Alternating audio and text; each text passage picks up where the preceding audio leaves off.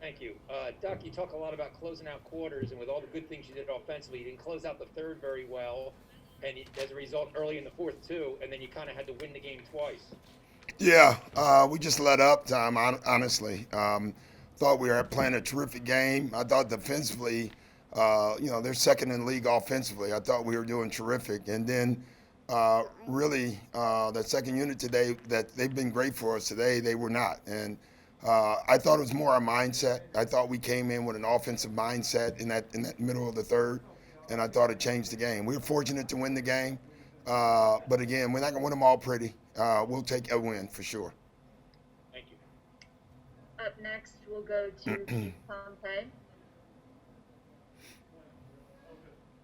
Hey, Doc, sorry about that. Just talk about Joel. I mean, the game was 131, 131. Joel had a 8-0 run. I mean, he played huge down the stretch for you guys. Yeah, that's who he is, man. Like we have a go-to guy down the stretch, and what I like about what Joel was doing, obviously tonight it was scoring, right? But a lot of times it's with his pass. Watching him pick teams apart offensively with his passing and his scoring has been fantastic for us. And then, Doc, I don't know if you were notified of this after the game, but there was a lot of players taking the knee tonight. Yeah, Boston and yeah, Miami walked off the court for a little bit. Can you just comment on that? yeah. A Just lot out of of stuff curiosity. happened today, Keith, and unfortunately, we've been focused on what happened in D.C. And it kind of got our eyes off a couple big events over the last 24 hours. The cop that shot Jacob Blake, no press charges, right?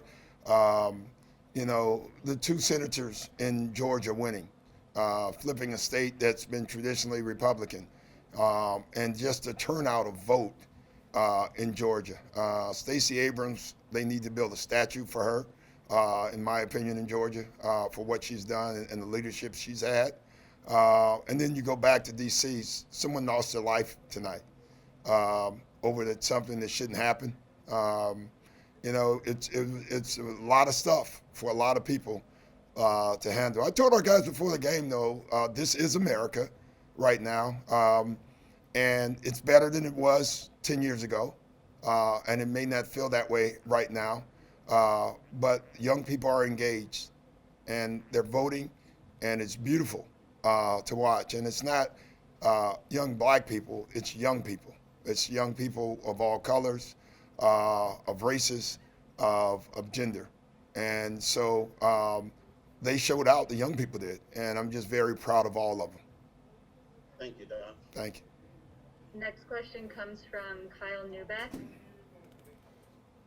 Well, I'm sorry to talk about some trivial stuff after that, Doc, but I guess I just wanted to ask why you decided not to go with Ben on Bradley Beal at any point tonight. It seemed like you wanted to stick with Danny and Matisse for that. Yeah, I guess after 60, we probably could have made the change.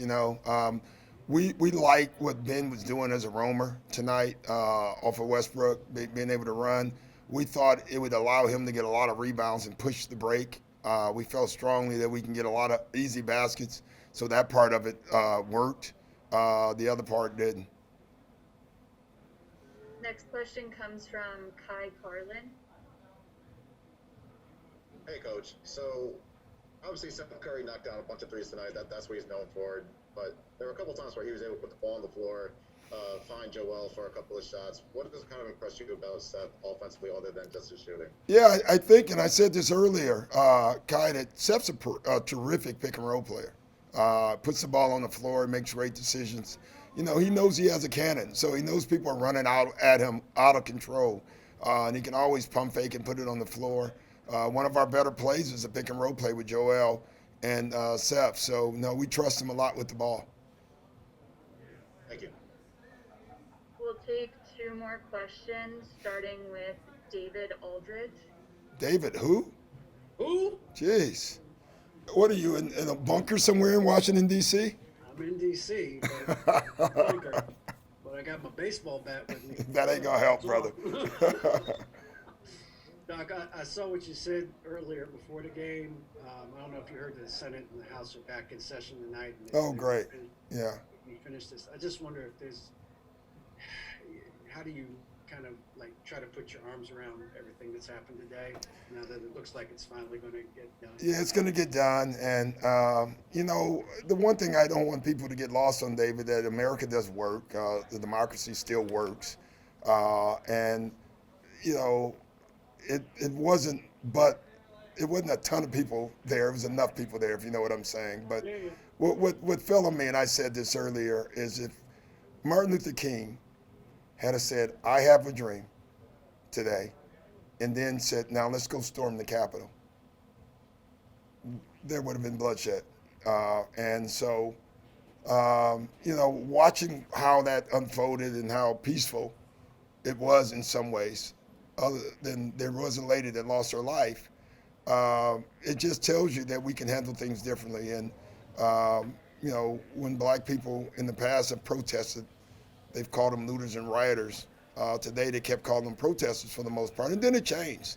And so for a lot of people today, I think a lot of things changed for the better because of what happened. I really believe that. And so hopefully this is the first step to healing the country. This country needs to be healed. There's no doubt about it. And I'm hoping that Joe Biden and Kamala can do it because we need them. We need them to heal this country. Stay safe, though. Last question comes from Jackson Frank. You've never really been you've always been outspoken about the social issues and whatnot. You've got guys like Ben and Tobias who are also outspoken. How do you? I can't hear you. Hey, Jackson, you got to speak up, Jackson. Speak up, please. We can't hear you. Can you hear me now? Not I really. got you. I'll relay All it to right. Coach. Go ahead, Jackson. Doc, you've always been outspoken about social issues. You've got guys like Ben and Tobias who are also outspoken. How do you foster a team environment where those conversations can happen internally to make sure everyone's heard and comfortable with things that happen right now? Yeah, I told him before the game, you don't have the responsibility to talk, all right? You don't have the responsibility to get involved in politics, nor do you have the responsibility to get involved in this. But if you want to, you should. And the only thing I'll always tell my guys is just don't become the story. Things happen in D.C. that shouldn't have happened. Let that be what we keep shining a light on. And that's something that we said that incited people to go after your words. Thank you, Coach. Thanks, guys. Thank you, Coach. Take care.